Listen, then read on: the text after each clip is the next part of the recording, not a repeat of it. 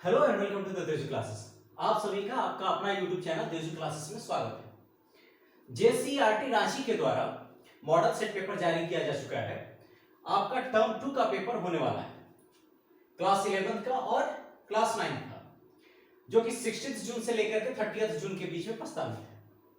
तो आइए आज हम लोग मैथ्स का model set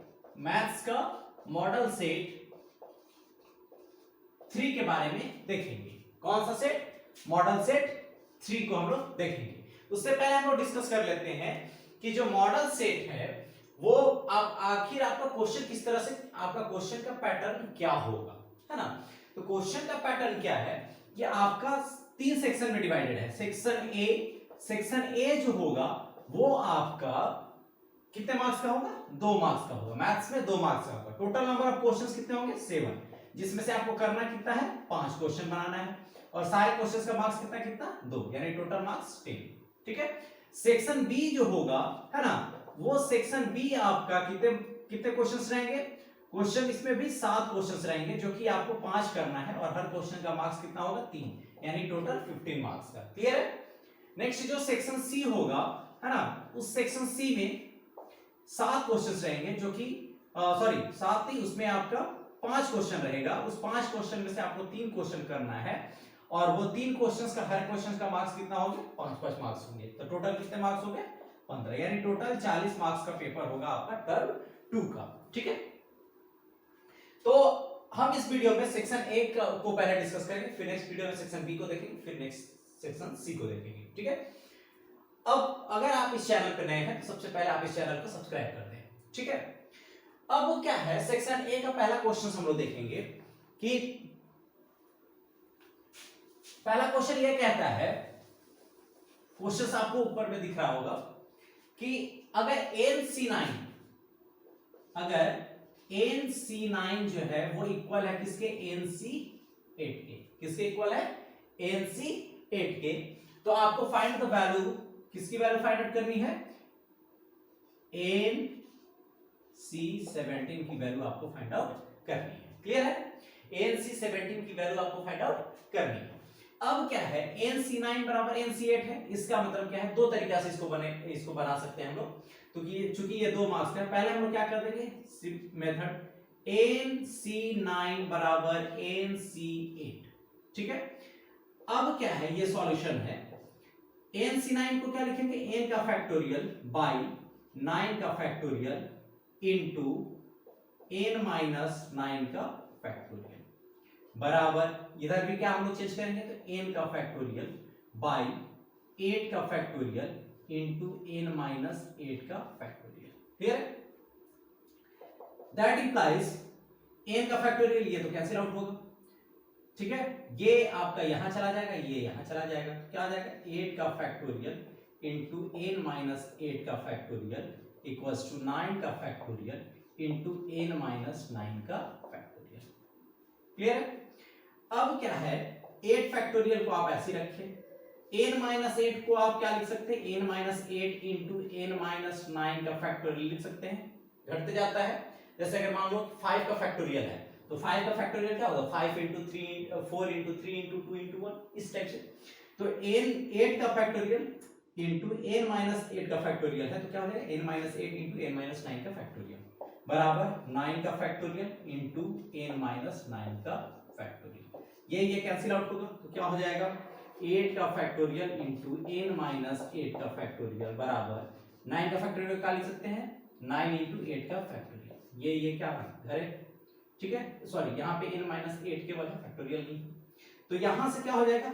n minus 8 equals to 9। That implies n equals to 17। n की वैल्यू कितनी आ गई? 17 आ गई। अब आपको कौन सी वैल्यू फाइंड आउट करनी है? नाउ NC17 का मतलब क्या हो जाएगा? 17C17 इक्वल्स टू कितना हो जाएगा? 1। कितना हो जाएगा?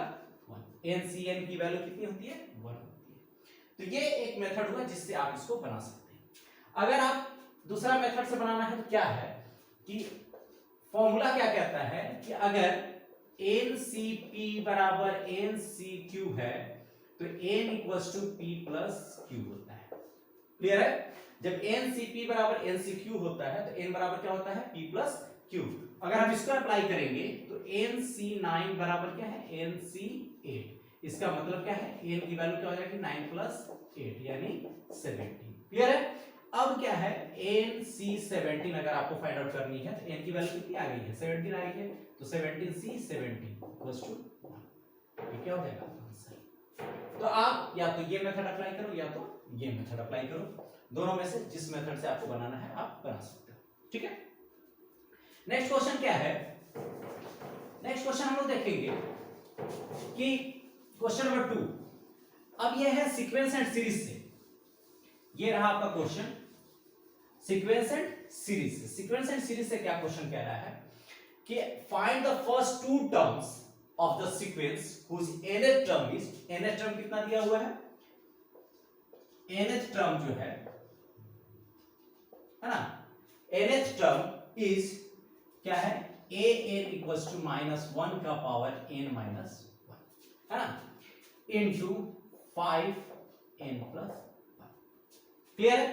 तो आपको फाइंड आउट करना है क्या, फर्स्ट टू टर्म। तो पहला क्या करोगे, a1, पहला टर्म क्या हो जाएगा a1। तो a1 यानी n के जगह पर 1 पुट कर दो, तो -1 का पावर 1 - 1 इनटू 5 का पावर 1 + 1। दैट इंप्लाइज -1 का पावर 0 इनटू 5 का पावर 2। किसी का भी पावर 0 होगा तो उसकी वैल्यू क्या होगी, 1 होगी, इक्वल्स टू ये 1 इनटू 5 का स्क्वायर कितना हो जाएगा 25, यानी 1 × 25 कितना हो जाएगा 25। तो पहला टर्म कितना हो गया 25। सेकेंड टर्म निकालना है a2, क्या करेंगे, n के जगह पर 2 की वैल्यू पुट करेंगे, तो -1 का पावर 2 - 1 इनटू 5 का पावर 2 + 1 क्या हो जाएगा, -1 का पावर कितना हो जाएगा 1 इनटू, यानी इनटू इस तरह से लिख देते हैं, 5 का पावर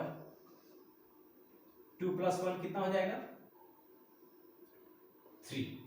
क्या हो जाएगा, -1 का पावर 1 क्या हो जाएगा -1 इनटू 125 इक्वल्स टू -125। तो पहला टर्म क्या हो जाएगा 25 और दूसरा टर्म क्या हो जाएगा -125। क्लियर है। अब चलिए हम लोग चलेंगे नेक्स्ट क्वेश्चन। नेक्स्ट क्वेश्चन क्या है, क्वेश्चन नंबर 3। क्वेश्चन नंबर 3 क्या कह रहा है कि अगर दो लाइन है ना, क्वेश्चन नंबर 3 क्या कह रहा है कि आपके पास दो लाइन है, एक L1 है और दूसरा L2 है ना। क्वेश्चन यहां पे दिख रहा है आपको, पढ़ लीजिए। अगर दो लाइन है आपके पास, एक L1 है और दूसरा क्या है L2 है, और वो दोनों आपस में क्या है परपेंडिकुलर है। क्लियर है। तो जैसे ही परपेंडिकुलर है तो आपका ये दिया हुआ है कि L1 का स्लोप जो है वो आपका 2 है, यानी तीसरा क्वेश्चन क्या होगा, स्लोप ऑफ L1 कितना हो जाएगा 2। ठीक है। और L1 is perpendicular on L2, L1 L2 के परपेंडिकुलर है। इसका मतलब क्या है कि L1 के स्लोप को हम लोग दिखा देते हैं M1 से। किससे दिखा देते हो, M1 से। M1 की वैल्यू कितनी आ गई 2।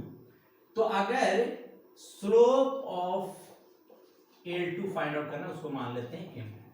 तो क्या होगा M1 इंटू M2 बराबर -1। क्यों, क्योंकि L1 is perpendicular on L2। Clear है।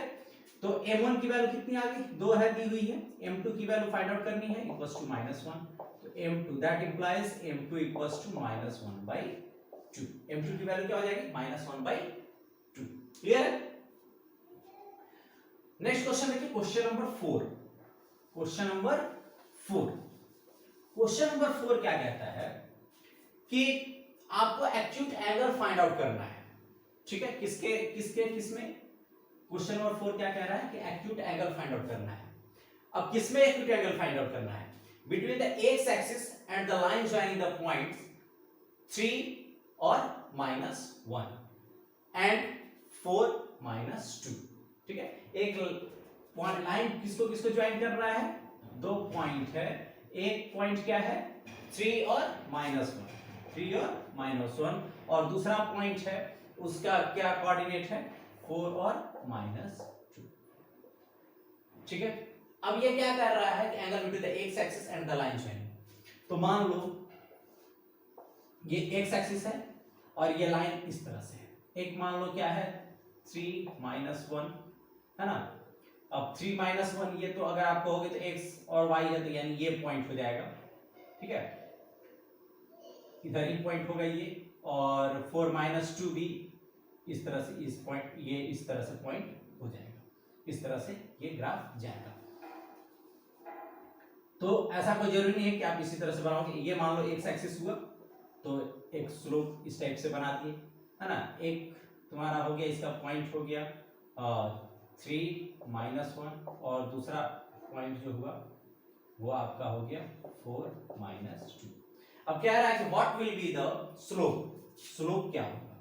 तो स्लोप क्या होता है ना, यानी tan थीटा किसके, एक्स एक्सिस के थ्रू, क्लियर है ना। तो एक्स एक्सिस के थ्रू यानी क्या होगा, ये आपको फाइंड आउट करना है। तो सबसे पहले आपको क्या फाइंड आउट करना होगा, यहां पे ये दोनों में स्लोप फाइंड आउट करना होगा। इसका स्लोप क्या है और उसको tan थीटा से इक्वलाइज कर देना होगा, तब थीटा फाइंड आउट हो जाएगा। तो आइए देखते हैं, हम लोग कर लेते हैं। पहले इसको क्या करेंगे, स्लोप, है ना। a इक्वल्स टू क्या हो जाएगा, y2 - y1, y2 - y1 by x2 - x1। तब y2 की वैल्यू कितनी है इसमें, -2, और y1 की वैल्यू कितनी है, -1, तो -1 बाई x2 की वैल्यू कितनी है, 4 - 3, क्लियर है। अब 4 - 3, ये क्या हो जाएगा, -2 + 1 बाई 1 इक्वल्स टू -1, यानी m की वैल्यू कितनी आ गई, -1। इसका मतलब क्या है कि tan थीटा बराबर कितना आ गया, -1। अब -1 थीटा का वैल्यू क्या होगा, तो हम लोग निकाल देते हैं, tan theta equals to -tan 45 degree होगा कि नहीं होगा। -1 जो है ये माइनस तो बाहर कर देते हैं, और 1 की वैल्यू कितनी, tan 45 पे 1 होता है। अब देखो ये माइनस की साइन को हमको प्लस में करना है, तभी तो एंगल निकलेगा, पॉजिटिव एंगल होना चाहिए, नेगेटिव तो होगा नहीं। तो अब क्या करोगे, ये माइनस के साइन को प्लस में करने के लिए आपके पास क्वाड्रेंट है, 4 क्वाड्रेंट है। यहां पे सब पॉजिटिव, यहां पे साइन और कॉसेक पॉजिटिव, और यहां पे कौन पॉजिटिव होगा, tan और cot, यहां पे cos और sec। तो यहां पे ये पॉजिटिव होगा, तो इसमें नेगेटिव होगा, तभी तो नेगेटिव पॉजिटिव होगा। इसका मतलब सेकंड क्वाड्रेंट के लिए देख लो, तो सेकंड क्वाड्रेंट में क्या हो गया, -10, अब 180 - 135, तभी तो बदलेगा नहीं ना, 180 में रहेगा तो ये 10 बदलेगा नहीं, और ये पॉजिटिव हो जाएगा। तो क्या हो जाएगा, ये इसकी वैल्यू क्या हो जाएगी, माइनस इंटू -10 135। इसका मतलब क्या, माइनस माइनस प्लस हो जाएगा ना। तो ये समझाने के लिए है, सीधे आप इसको लिख सकते हैं। तो कितना हो जाएगा, tan 135। इसका मतलब क्या है कि tan थीटा इक्वल्स टू कितना आ गया, वो tan 135, यानी थीटा की वैल्यू क्या हो जाएगी, 135 डिग्री। आंसर क्लियर है, थीटा की वैल्यू क्या हो जाएगी, 135 डिग्री। ठीक है, अब हम लोग नेक्स्ट क्वेश्चन की तरफ चलते हैं। नेक्स्ट क्वेश्चन क्या कहता है,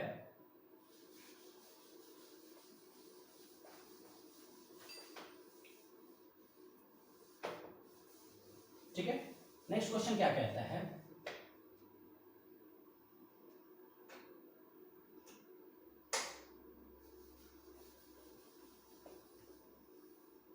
नेक्स्ट क्वेश्चन क्या रहा है कि आपको length of latus rectum, find the length of latus rectum of parabola, है ना। नेक्स्ट क्वेश्चन नंबर क्या है, 5।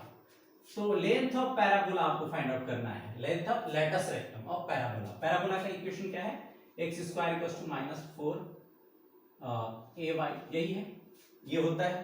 क्वेश्चन क्या दिया हुआ है कि x² = कितना दिया हुआ है, -16y दिया हुआ है, x² = -16y, यानी क्या है 4a, length of latus rectum क्या होता है 4a, तो 4a की जगह पर क्या है, यहाँ पे 16, यानी लेंथ ऑफ, सीधे लिखोगे length of latus rectum equals to कितना होता है, 4a equals to 16। Answer clear है, इसमें कुछ करना नहीं। नेक्स्ट क्वेश्चन क्या कह रहा है,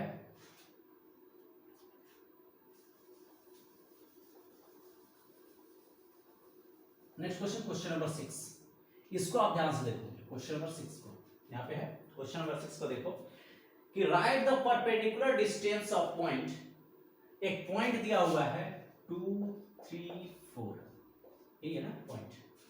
इस पॉइंट का परपेंडिकुलर डिस्टेंस आपको फाइंड आउट करना है, किससे?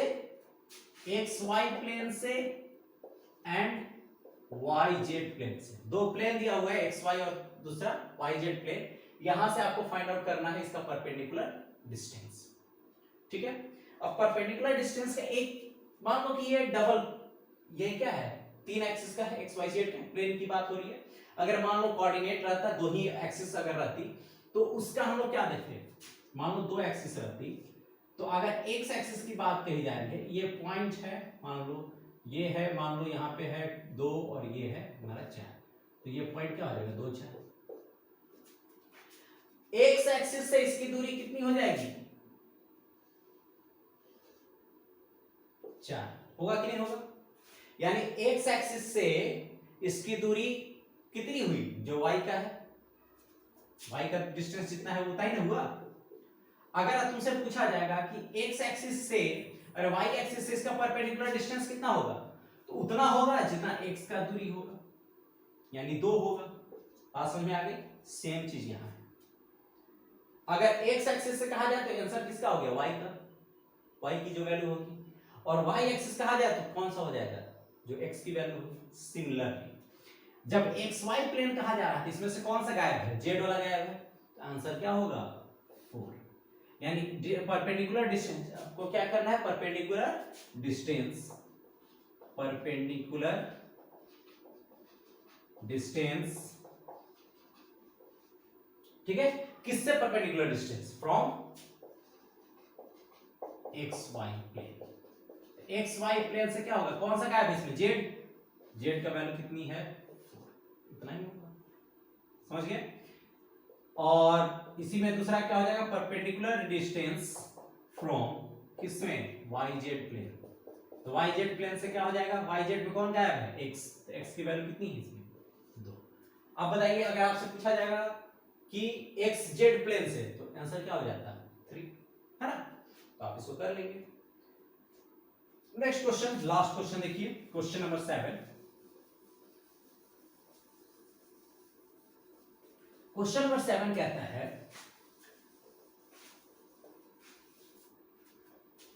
क्वेश्चन नंबर 7 क्या कह रहा है, देखो पढ़ो इसको। ए क्वाइन इज टॉस्ड, एक क्वाइन को, एक सिक्के को टॉस किया जा रहा है, and a die is thrown, die भी क्या हो रहा है, उसको फेंका जा रहा है।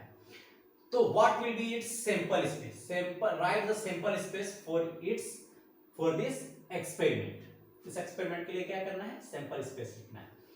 तो 7 का क्या होगा, व्हेन अ क्वाइन टॉस्ड।